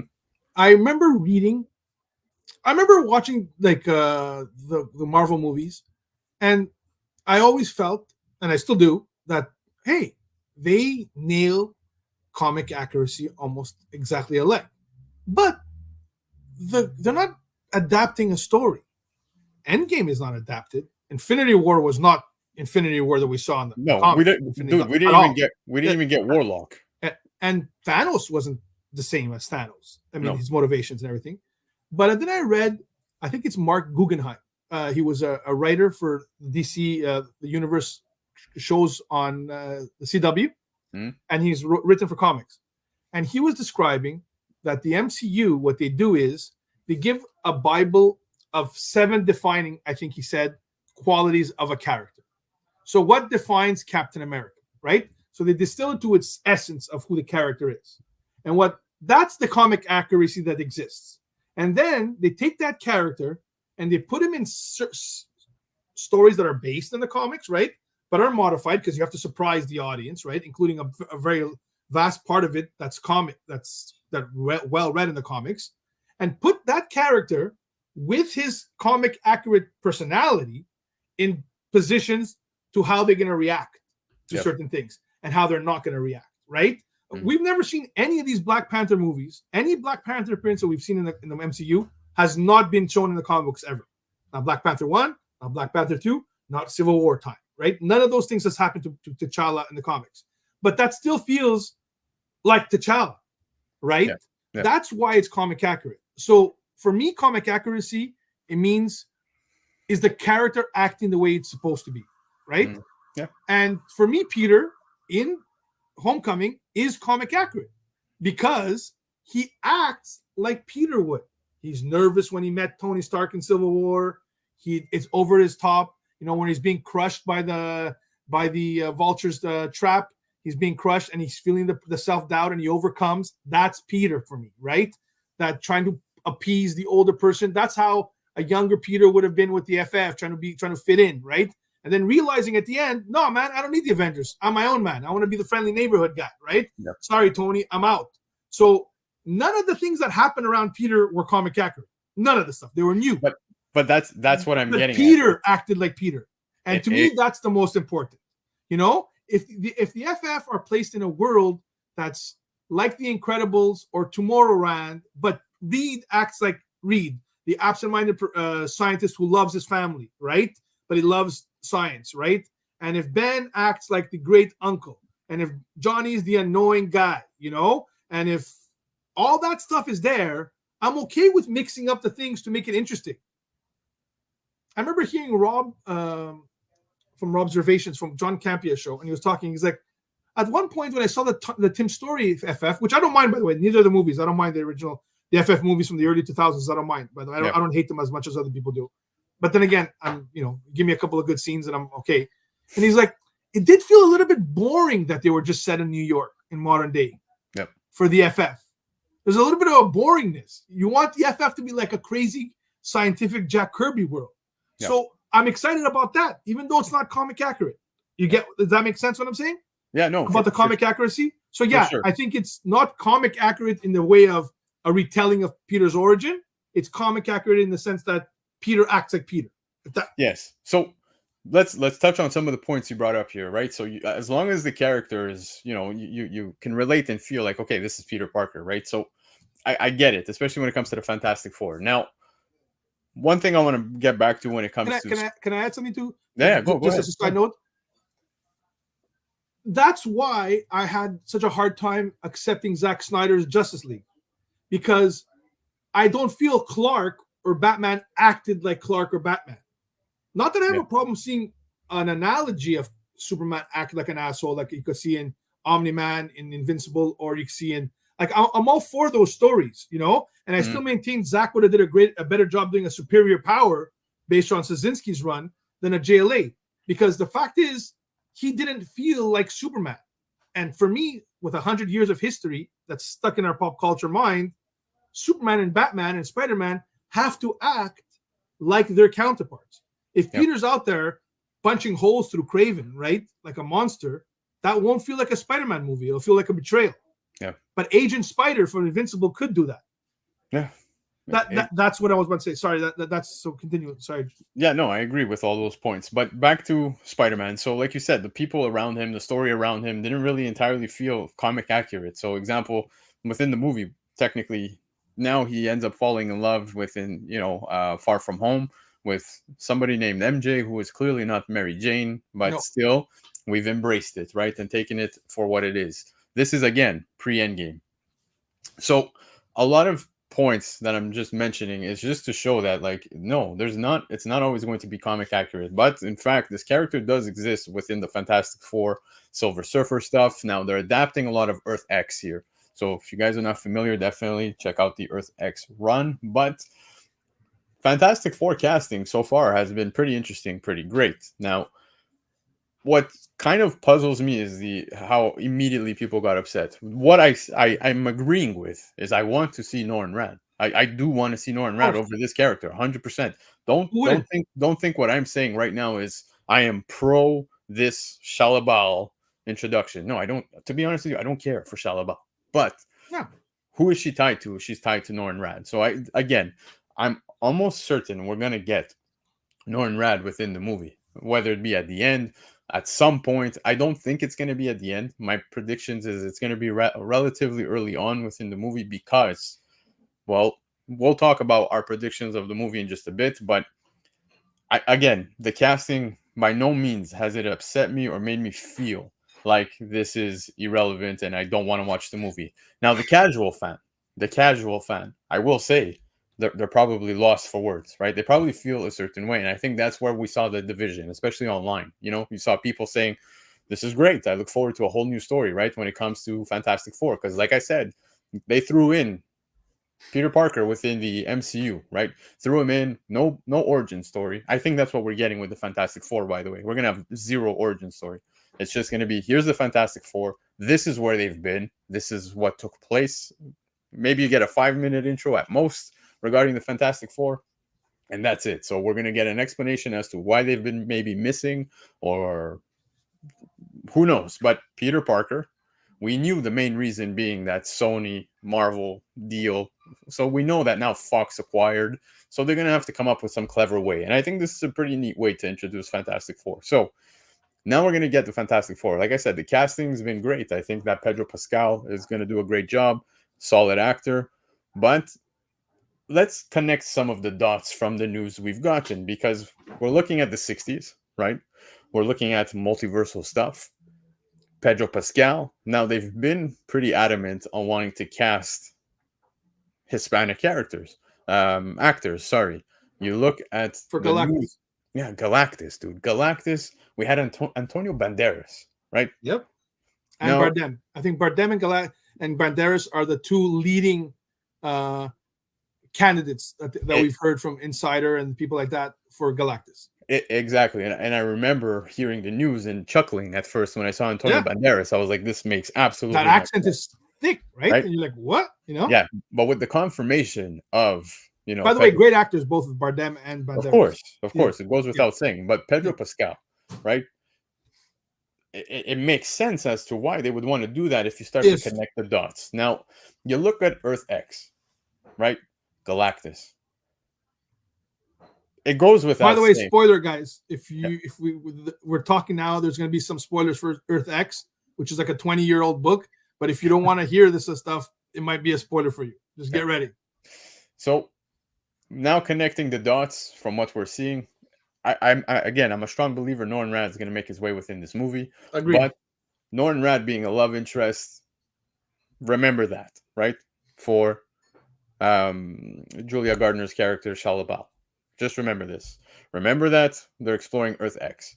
Remember what I just said about the fact they want Hispanic characters. Now, to play Galactus, especially, Pedro Pascal being a father to who? Right? Reed Richards is a father to who within comics? Franklin. Franklin Richards. Does it not happen that Franklin becomes Galactus? In Earth X. Exactly. So feel free to add more. Take it away, because I know you have a lot you want to say. I think that they've been mining Earth X for a while. They had the Eternals, and they want to introduce the Celestials, right? So they're like, the Celestials are kind of a weird abstract thing. How do we make them important to Earth, and why would they become to Earth, right? So they added that the Celestial seeds are on the Earth, and that's a storyline from Earth X. That was never existed before. That whole Earth, like, planets embody the Celestial seed, and then it comes out, and they use the Eternals to defend it, and yada yada. That's all done from Earth X. So we know the people who are running Marvel know of Earth X, right? And now they're going to use Shalabal SURFER, right? Yep. And we know that they're looking at casting an older Hispanic actor for Galactus. Yep. And we know one of the things that make great movies, and one of the things that made WandaVision so great, was the earnest, heartfelt tragedy of a family that's torn apart because of things and powers that they can't control. Oh, but it's not just WandaVision. We can go on forever. I'm just focusing on Shackman. Yeah, Shackman's work, what he wrote and what he wants. But yes, great stories are when you have a connection, right?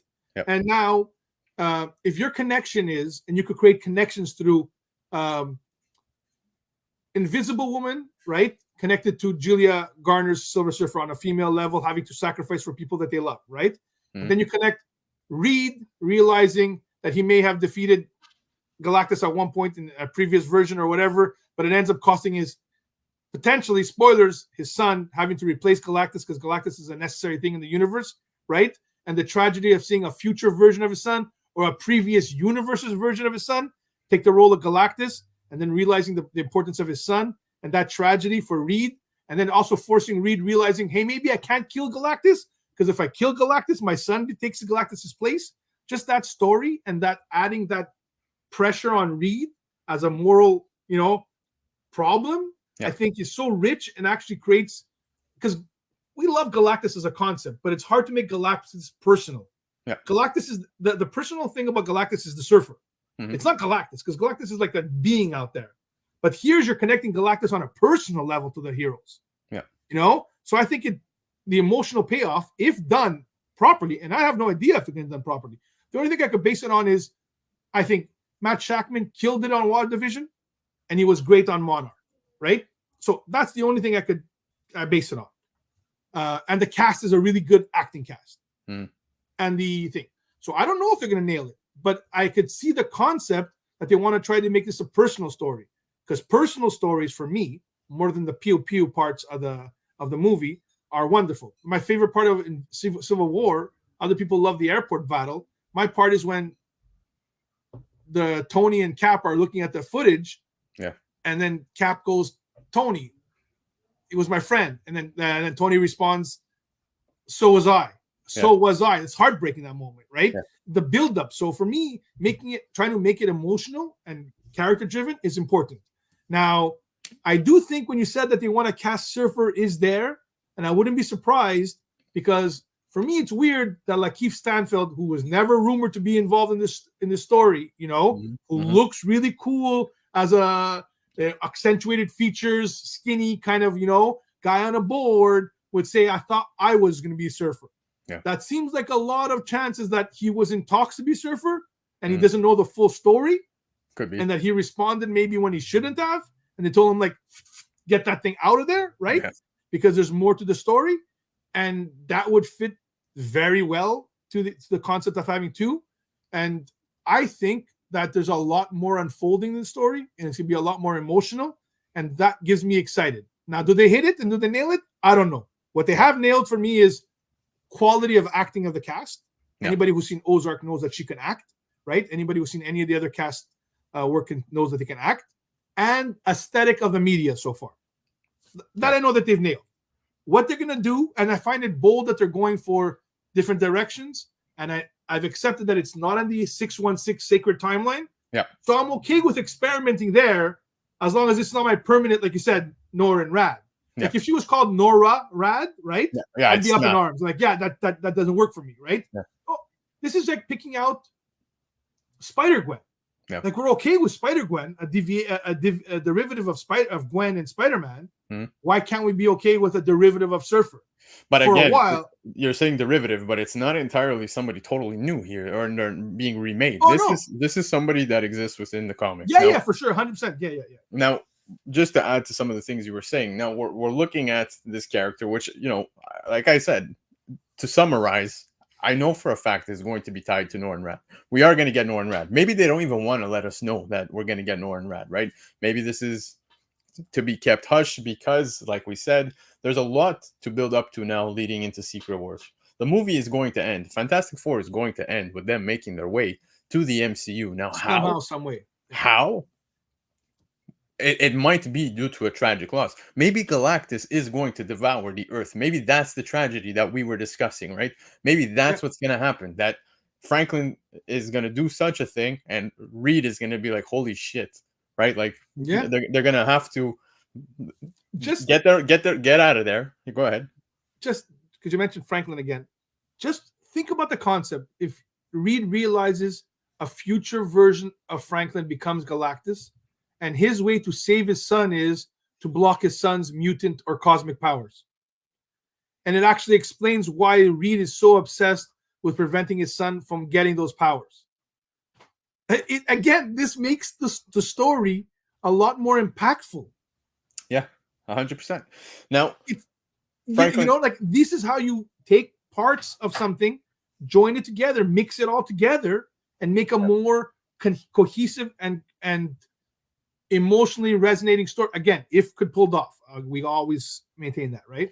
Yeah, of course. We don't know if they're going to put out. All we care about technically is a good story. We want it to be a good story. Yes. Like I said, we're not going to get no Fantastic Four origin story. I don't imagine we're going to get any of that. We're just going to see where they're at this place in time and where they've been and how they make their way to the MCU. I think those are the only things that we're going to care about with the Fantastic Four movie. Now, we brought up Franklin Richards. You brought up some of the Eternal stuff, right? Tiamat. Yeah. That is still existing. So Franklin's reasoning for maybe devouring Earth is that there's an unborn Celestial, right? That if that Earth is, don't forget, that Earth is in the past, right? Yep. So the birth hasn't been stopped there. Exactly. Theoretically, if it's there. Again, I don't know. Yeah. But there's clearly a reason there, and then also what you see there and the destruction there, and if there's an incursion there, it adds to build up to the stakes of Secret Wars and what the Eternal stopped afterwards. Exactly. It could also progress the Eternal story, right? Yep. They still have that story about what they were, and that Aris, what's his name again? Arishem spoke, right, about the Second Judgment. Yep. Like that, you need to build that up, right, and to give stakes. Yep. And I believe one of the reasons why I think Heroes, the show, failed is that they were able to stop New York from destroying, right? Yep. If you don't make the villains win, then the stakes are never there for the second or third one, right? So making Galactus eat that Earth and then an incursion happen in that universe, and the heroes stop, it also accentuates Reed's determination to stop him the next time. Yeah, and that's the other point, is that within the comics, Norrin Radd technically loses Shalabal, right? Yeah. She's gone from him. So not that that's what takes place. Just, I'm not talking just Earth X, but when you talk the character herself, Shalabal, that is something that does happen. So maybe they'll mix some of the stories. I do imagine that Norrin Radd is going to make his way within the movie. I do think this is a one-off for Shalabal. I don't think she'll move forward. I think there's a bigger chance that she's gone, and even if Surfer is not in this one. Like he died Yeah. somewhere or replaced by her, and I think that he will be the main Surfer when In the post Silver MCU. Secret Wars. Whether it's here, I would prefer it being here. Maybe they use the one from the Tim Story version and they use that Surfer, right? You know what I mean? Yeah. Because but whatever it is, I think post Secret Wars we're seeing Norrin Rad Yep. as Surfer is what I think. 100%. 100%. So all this to say, the frustrations online, I get it. Trust me, I get it. I'm also upset because I want to see Norrin Rad, especially for the casual fan. The casual fan's confused as hell, right? Not who. Be honest. How many people read Earth X, right? I imagine I read it briefly once, like 20 years ago when it came out. You know but what I mean? that's what I'm And getting I was at. confused most of the time. So it's normal. The casual Yeah. fan is going to be mad. I'm actually not mad, but like I would have rather gotten Norrin Rad. Now, Disappointed. Let's go with that. when you connect some of the dots as to where this could possibly go, I Yes. don't think we're in for a poor movie. I think we're actually going to be surprised. I think Fantastic Four might do some justice. I hope so, because God forbid this doesn't do well. I think I could comfortably say the MCU is in big trouble, because post Secret Wars, I do know for a fact, I think we're all aware that the main focus is going to be Fantastic Four, mutants. I think those are going to be some of the big focuses. So Yes. they cannot botch this. They cannot mess it up. I think it's be more like I've always felt there's three properties in the world of comics that you are money makers and they're the best.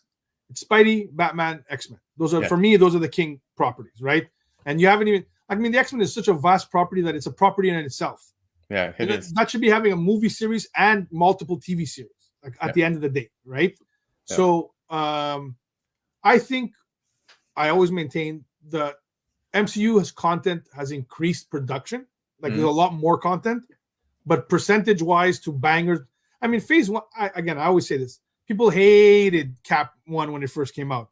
What's this Indiana Jones ripoff? Why is it so hokey? This and that. I loved it from the beginning because I knew there was an homage from the guy who was part of the Indiana Jones creative team, right? There. And he, Johnson, I believe, you know? So, and people hated it. But now revisionist history, after we got the build-up to Endgame, we're like, oh, that was great, you know? All that stuff was great. But the MCU started kicking the summer of Winter Soldier and Guardians of the Galaxy is when they went banger after banger after banger after banger after banger, right? Like I mean, that's when they really started hitting their stride and even got creatively loved as well as, you know, as the fan love, right? But there were a lot smaller movies before.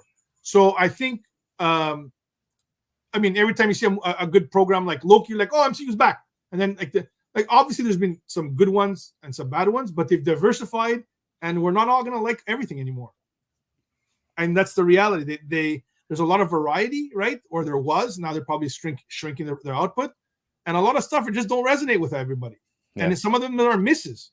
I mean, that's just, you're going to miss on some things. I mean, they're just not going to be as good. You know, do I think that they nailed She-Hulk to where I have no problem with the concept of She-Hulk? I don't think they executed it to where I would have liked them to have gotten even better quality of what they were doing, right? Yeah. It's not the fact that they made She-Hulk that bothered me. It's I think that they could have done it better. Oh, you know, same as the Marvels. I think I have no problem with the concept of the Marvels. I think they didn't help Nia DaCosta with a proper, you know, to hit on a higher level, go deeper into the Kree Skrull stuff, you know, where I think could have been interesting. It's not the concept of that as much, you know. Yeah. So I think, and I think with FF, they seem to be putting a lot of care. Like I said, even from the artwork and the aesthetic, I have a lot of confidence. Will it nail like? The fact that they know about Earth X, you know, and that they're mining this, and if they actually do what we're thinking about with why they're casting Antonio Banderas and everything, to me shows that, oh my God, these people are actually reading the stuff, the hardcore stuff. Yep. And that, to me, is interesting. Yeah. At the very least. Well said. I agree. Now, I guess to summarize, in theory, what we're saying is, as long as it's a good movie that makes a lot of sense, that ties to the MCU, kind of like every other movie that's come out, even pre-Endgame. Let's take Homecoming, let's take Far From Home, and even post-Endgame, let's take No Way Home, which was an absolute banger. It was probably one of the biggest at the box office within the top 5, I would say. So all this to say, I'm okay with it not being comic accurate as long as it makes sense. The characters that are being portrayed feel a lot like the characters we read within the comics. Now, the Earth X story being adapted, I'm comfortable with that. I think it's a great story. And then once they make their way into the MCU, whether it be incursions, because yes, it's happening, whether It's it be gonna the happen. That's TVA, whether it be the TVA, as you said when we were talking earlier today, there's many ways that this can happen, but the stake had to, for sure, has to be heavy. And I imagine it's going to be Julia Garner who's going to pay the price, maybe Yes. even Earth itself with Franklin Richards. We'll see. What happens too often in these movies is that there's no stakes, right? Yep. Because they're part of a continuing franchise. The fact that it's in a pocket universe means everything's on the table. Yep. And that there's incursions happening. So going into it, we can't say, oh, the universe is going to be okay, like we did in Endgame. They're going to win because, there's going to be a stake to pay, but everything's going to be okay. Here, there's people who are going to pay the price, Yeah. So that's what, for me, makes it exciting as far as a possibility. And I'm sure we're going to see some of the stakes in Deadpool, where we're going to lose some things. And I'm going on record again, the Void is going to be Battle World, and I'm adding to that. I think Wade's going to christen it that Battle World, because it's the only way that you can make that word Battle World work if it's Deadpool who says it. I'm saying it on record right now. It's going to be christened there. Yeah. But all right, guys, that was the Hot Topics portion. That was the show. Chia Pet, you finally hopped on for a live, so thank you very much. Appreciate But you. in the morning, right? So nobody can't embarrass the family too much. Exactly. Maybe on the replays, people are going to be like, why? Just why? But we got asked for it in the chat. So I'm going to bring it up to close out the show. Let's do it very quickly. I'm curious to see what you're going to say here. So I'm just pulling up and sharing my screen because it's night 2 for WrestleMania. Here we go. Here's the cards, Chia. So looking at it very quickly, LA Knight versus AJ Styles. Who's your pick? Knight's going to win. Yeah, LA Knight. I agree with you. I'm going with that. United States Championship, Logan Paul, Kevin Owens, Randy Orton. Who's taking the title? I want Kevin Owens, but I think you know what? I'm going to go Kevin Owens because they're doing Montreal next week. So, yeah, Kevin Owens. So, Owens coming back home with the United States Championship and Sammy with the IC. Him and Sammy, they were good soldiers for a year. They're going to give them for a run for a while. Yeah, I think I'm going to go with that as well. Although Orton does need a nice little... I get it, but I think they're going to do a feud between Orton and Sammy, and then Orton and Kevin, and he's going to take it from Kevin. Yeah. So, okay, we're 2 for 2 agreeing with picks here. So, Io Sky versus Bayley. Who's taking it? Bayley, 100%. Yeah. Seth Rollins versus Drew McIntyre. Drew, but there might be a cash-in. A cash-in. Okay, I'm going with Drew as well. I don't think Seth walks out of this. They already teased the injury. Yeah. And, of course, the main one, Cody Rhodes versus Roman Reigns. Listen, the fact that Cody got pinned yesterday, they got to give it to Cody. Cody? Yeah, it has to be. Unless Seth screws over Cody, but I still say it's Cody. I'm gonna say Roman Reigns is winning it.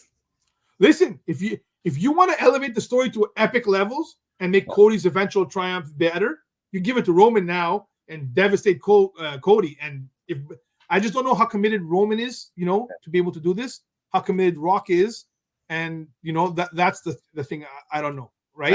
I think we ended one streak last night with the Intercontinental title. We're not ending a second one. I think he's going the full 9. I gotta think Cody's gonna get it. But if they didn't, then they worked us real well. Yeah. Making Cody fail on night 1, and then they made the Cody trademarking Renaissance, things like that. Then they really worked us really well. Yeah. But either way, I think The Rock. I still maintain it. The Rock saved this whole thing. 100%. Because the crowd was terrible last night, and I said it with the entrances. It didn't work at all. There was no pop. There was some big set pieces, and they weren't even reacting. It felt really weird. Yep. And the main event picked up in the second half. The first half was, like my brother said, was absolutely atrocious. They're just standing there talking to each other. Yep. It's like almost as if they were delaying, as the way they did the whole year with Cody, and then they brought him in at the end. Like that seemed like it's happening for me. Couldn't agree more. But looking forward to night 2, guys. Thank you guys for all watching the show live, and of course those of you catching the replay. I will be back this week with a new Comic Book Day video, so keep an eye out for that. And next Sunday I'm going live 9 p.m. Eastern time, not at 1 p.m., not at 1:05 thanks to Chia, but we will be live. And of course I will introduce you. I'll let you guys know who the guest is over on my Instagram. So go show some love to Chia Pet.